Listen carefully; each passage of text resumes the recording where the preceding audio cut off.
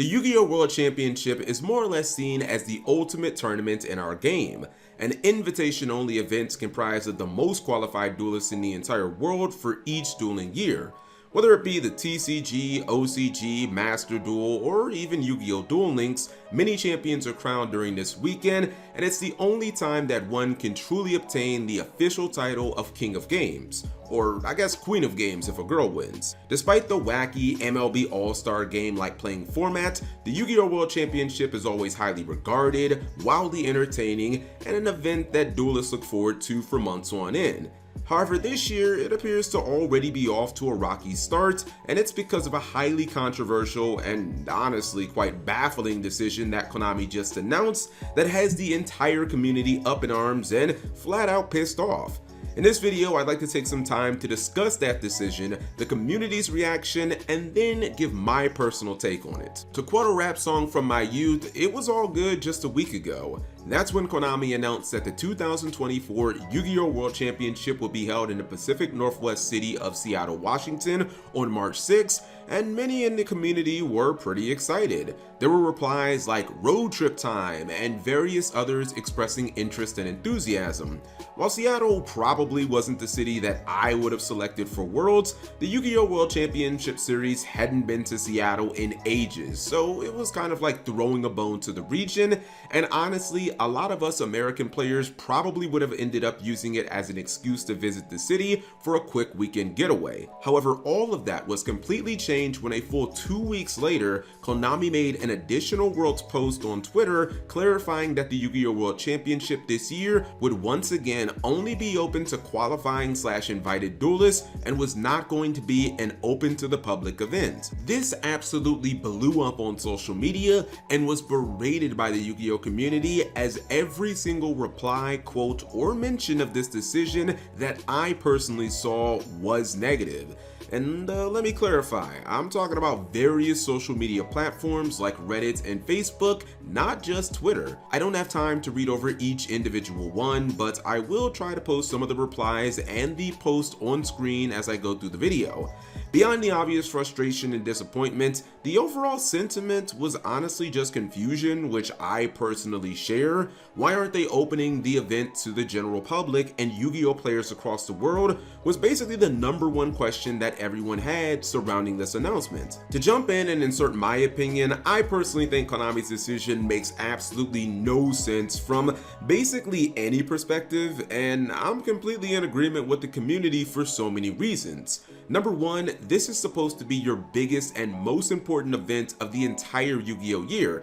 It's essentially a sacred weekend, which by the way, hundreds of thousands of players around the world participate in. I'm talking about the premier events that players go to that can put them on the path to qualifying for Worlds. Why not allow these same passionate duelists who made the dueling season to be as great as it is the opportunity to engage in the festivities as well?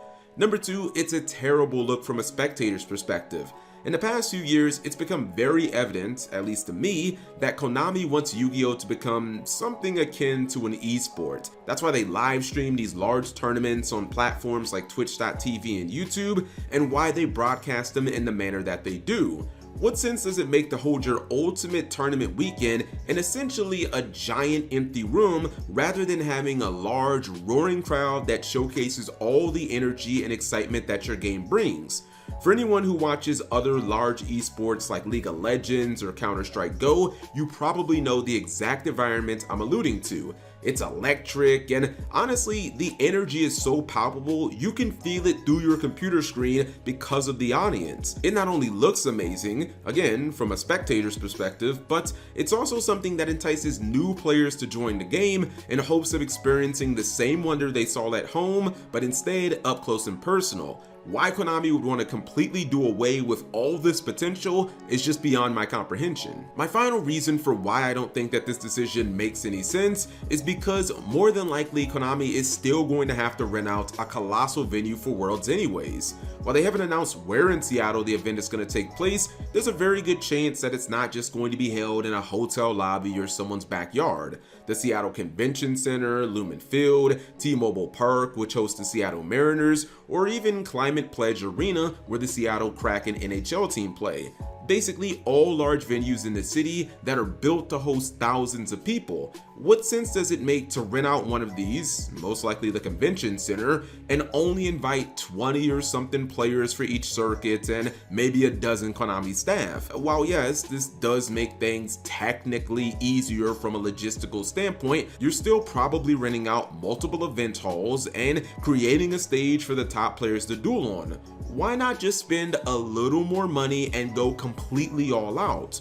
For those who watched last year's TCG World Championship, one of the overwhelming takeaways and reactions that I saw posted on social media from the day one of Swiss was that it kind of looked like it was being played in a dusty rundown office, and that overall the presentation of the day one Swiss was honestly pretty pathetic. Worlds 2023 was held in the Tokyo International Exhibition Center, aka the Tokyo Big Site, and that venue looks absolutely amazing and magnificent when you search it up. So I think it's kind of strange that it looks so pitiful during the Swiss rounds for the TCG tournament, and honestly, my fear is that we're going to have a repeat of this for this year's Worlds, which is honestly just a really bad look for the game. Obviously, having thousands of players there could make things a lot harder to keep track of, and you could even say that it could be distracting for the players who are competing.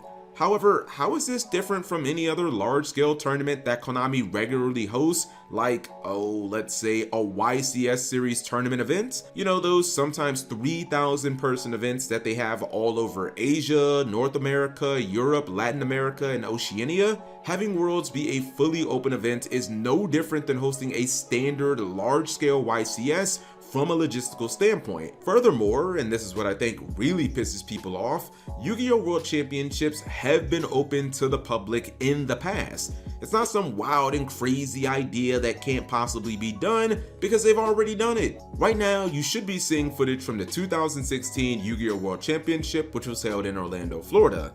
As you can clearly see, this event had fans in it who were allowed to spectate the duels, and I'm sure also had other events like side events and festivities to participate in. In fact, whether people know it or not, having Worlds be an open to the public event has pretty much been par for the course going back nearly 20 years, so this has pretty much always been a thing for the game. I can understand Konami not wanting to open things up fully for last year's event. After all, the 2023 World Championship was the first Worlds post-COVID, and for those unaware, COVID put Worlds on ice as the event was canceled for 3 straight years. First year back, I think that, Konami was probably apprehensive and they just wanted to get through the event with no hiccups or blunders. But we did that, we got past it, and just like how the YCS series came back with heavy restrictions in 2022, which we also eventually got past, the World Championship should be treated the same exact way. Some might watch this video and think, Cap G, your Eldritch and Vanquished Soul playing butt wasn't gonna qualify for Worlds anyways, why do you care? And that's true, but it completely misses the point of this video. It's not about the fact that maybe only 80 to 100 players out of the hundreds of thousands of duelists worldwide will actually get an invitation and a free trip to Worlds. It's about shutting out your biggest event of the entire year from your own player base for no legitimate reason. This might sound crazy, but again, I know that there are lots of passionate American players like myself who would have actually considered just making the trip primarily to see the World Championship spectacle and then maybe also explore Seattle as a secondary goal. This goes double for anyone who lives in the West Coast states like Washington, California, Oregon, or Nevada, where you probably could have traveled to Seattle for, I don't know, maybe a couple $100. All in all, I completely understand and agree with all the backlash that Konami got, because I just don't think that there is a legitimate reason why Worlds should be a closed event, at least not one that I can think of. Maybe you guys can enlighten me in the comment section below, because there are other TCGs like Pokemon that openly welcome and invite players to attend their World Championship. There are esports out there like League of Legends that sell out sports arenas when hosting theirs, yet our game basically says, nope, just stay at home. We're gonna host our most prestigious event of the entire year in a quiet little dusty office for no reason. It just doesn't make any sense to me. You got this small little indie company, Konami, just worth $8 billion. And apparently they don't know how to host a world championship where their players can enjoy in the festivities as well. Doesn't make any sense to me. But you guys let me know, am I off basis? What do you think of this issue? Again, leave it in the comment section below. Thank you guys for watching, as always.